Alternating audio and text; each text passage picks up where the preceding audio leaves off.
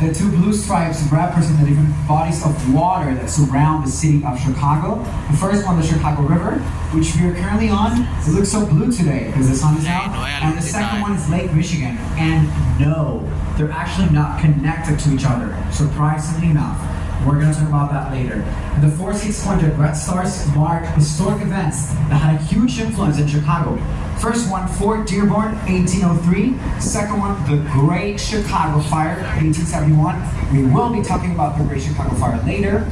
Third one, the World's Fair of 1893. And the fourth one, the Second World's Fair. And that's how we get our iconic city side. Now, as we cross this bridge, get your cameras out and prepare your eyes, because you're going to see how Chicago gives us a proper introduction. This is the opening scene of our film.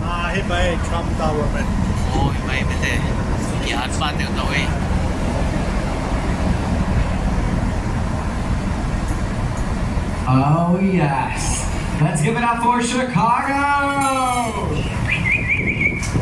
This is truly a proper introduction. This city is so shiny, so bright, so modern, so alive. I love it. You can almost feel how the city is talking to you in a way. It has so much personality and character. Let's get into architecture. One of my favorite buildings in the entire city. On the left side, with shades of blue and green, curvy, wavy. Looks like a bunch of fingers are coming out of the water. This is the St. Regis. The beautiful St. Regis right here is the third tallest building in the entire city. But guess what? The St. Regis is the tallest building in the world, designed by a woman architect. Yes, Jeannie, we love you. It was designed by the architect Jeannie Gang from Studio Gang, Chicago-based architect, hometown hero. We love her, and she has been changing the game of architecture for the last couple of years. The building was finished in 2020, but it only opened in 2021 because of COVID, if anybody remembers that. And she decided to use the river as an inspiration for the St. Regis. That's why if you notice closely, you're going to see 7 different shades of blue and green. We'll go from the deepest to the lightest, trying to camouflage with its environment. And a wavy structure that matches the waves in the water. Now, architects here in Chicago have to deal with a lot of wind, and so do we, if you haven't noticed yet. And therefore, they have to come up with creative solutions or techniques to control buildings from swaying. And this is the only building in the entire city that has all three. So let's talk about them right now. This is strategy number 1. If you look at the bottom of the building, you're going to see that all the structures in the bottom are bundled up together. Just like the Sears Tower that we're going to see later. This is strategy number 2. If you look all the way to the top of the building, you're going to see the 2 floors of the St. Regis are gone. They don't exist. They're empty. Well, those are called the blown-through floors. They basically cut the wind, allowing the building to stay safe and secure. And strategy number 3, you can't really see it, but I promise they're there. If you were to go all the way to the top of the building and the last floor inside of the building, you would find huge water tanks on the last floor. These are called slusher dampers, and they basically help the building to stay in equilibrium, maintaining the balance of the building. So when the building is moving, the water moves to the opposite direction, keeping it safe and secure. This is my first tour of the day, so you all are special. So I'm gonna spill some tea, but you have to promise that you're not gonna tell anyone, okay? But those 2 floors up there, the blown-through floors, the empty floors, they were actually not included in the original design.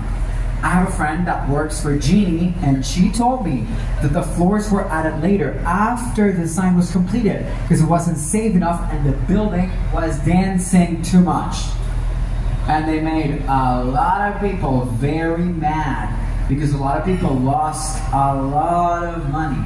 They weren't able to sell 2 floors of the St. Regis. And just between you and me, one of the penthouses up there, the middle one in 2023, was sold for about $20.4 million. I know, I almost bought it.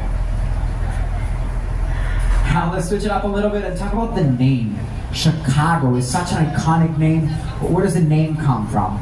We also have a lot of nicknames here in the city. The second city, the city of broad shoulders, city of guard, and city of nicknames. Chi-Town, but where does the name Chicago come from? Well, for that, I have to honor the native people that owned the land before Jean-Baptiste Point du Sable first arrived to Chicago. These were called the Council of the Three Fires, the keepers of the faith, the keepers of the trade, and the keepers of the order. And the name comes from their language, Chicago, which roughly means stinky onion. I know. So while New York gets to call themselves the Big Apple, here in Chicago we call ourselves the Stinky Onion. Proudly. Now let's get into more architecture and talk about this beautiful building right in front of us. White cream looking building with lots of windows and a clock on the top. This is the Wrigley building. Same Wrigley as Wrigley Field, the baseball stadium here in Chicago. Home of the Cups, go check it on the north side. Wrigley Gum and Wrigley Candy. The building was actually built in two different parts and sections. The first part with the clock tower was built in 1921, and the second one was finished in 1924. And it's very important because back in the day, in this time period, architects in Chicago didn't have their own national styles developed yet, only regional ones, so they copied European architecture or used it as inspiration. This specific building was inspired by a Spanish cathedral in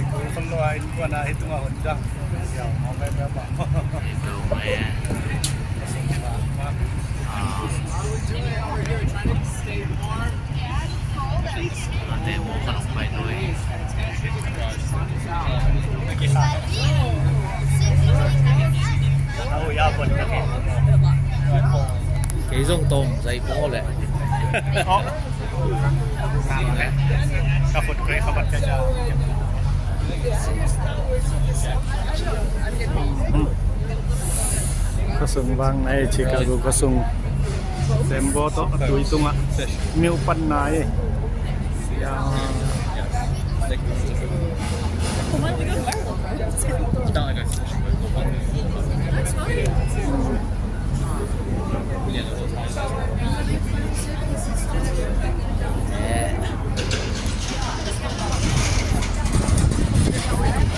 sang mama tinggi mama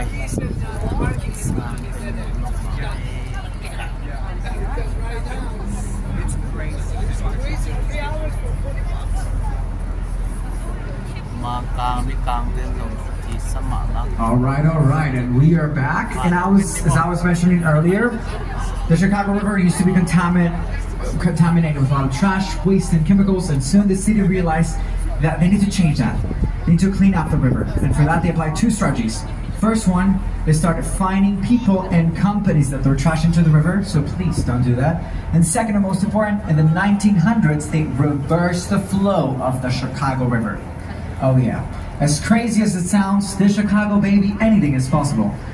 In the 1900s, they exploded the land with dynamite and created a series of kind of blocks that would allow the Chicago River to flow away from its mouth. Building on the right side, this is the Hot Pocket building. I'm kidding, it's not called the Hot Pocket building, but I wish it was called like that because it looks like a giant hot pocket. This is Lake Point, this is a River Point, and River Point and River Bend that we currently pass, they're actually in conversation with each other because both buildings share the exact same radius curve, but one of the curve is going out while the other curve is going in. That's what modern architecture in America is all about, is just trying to incorporate all the different elements of architecture that already exist within itself, to try to honor everything around it and not outshine things that were already there. This building right in front of us, it's kind of futuristic and cool. It looks like a building on heels, very fancy, or like a wine bottle opener. That's 150 North Riverside. And it used to be a little bit problematic because that gray rectangle that you see inside the building, it's an active train yard. And 2 train tracks are currently running underneath the building. So the architect had to come up with creative solutions and decided to construct the building from the inside out. That's why it looks like that.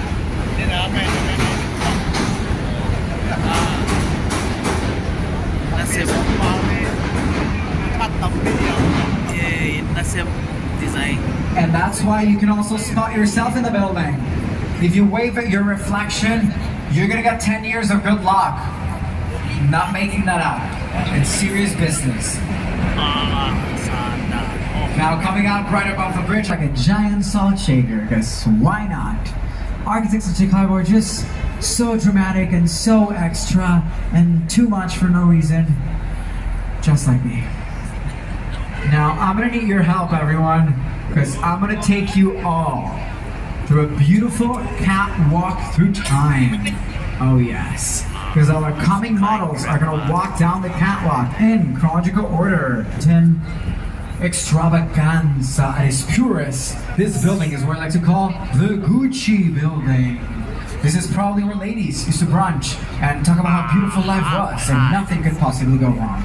But oh no, what's that? Down the catwalk, stock market crash, Great Depression, World War II. Party's over. We have nothing going on for 2 decades. German architect Miss van der Rohe. This building is what I like to call the Balenciaga building. Miss van der Rohe believes that in architecture, less was more. That a building's success should be measured by its practicality. You notice closely, you're going to see that every single square inch of these buildings is utilizable space.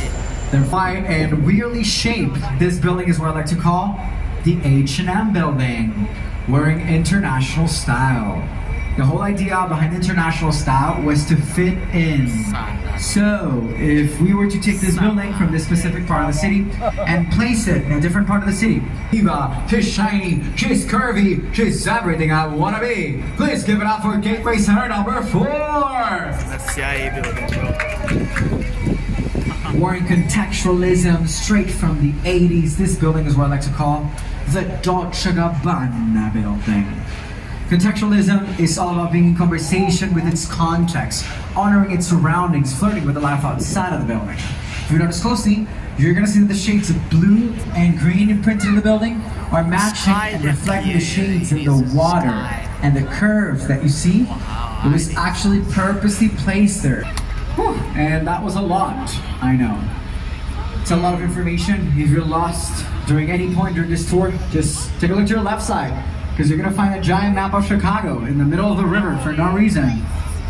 Now red spot up there, it's a "you are here" kind of thing. Perfect example of how extra dramatic we are.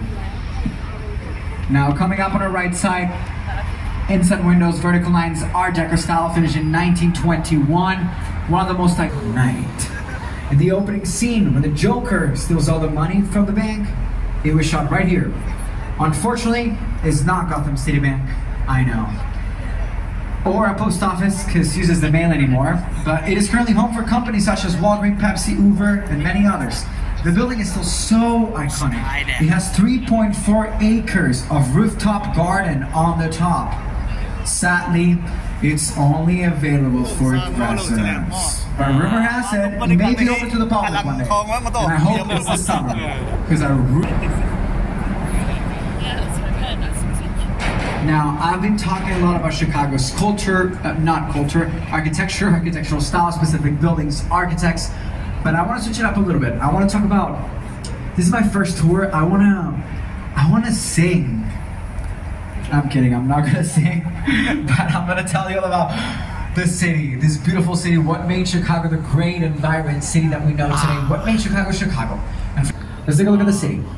The city was doing great, it was growing exponentially, but they needed to expand in a cheap and fast way.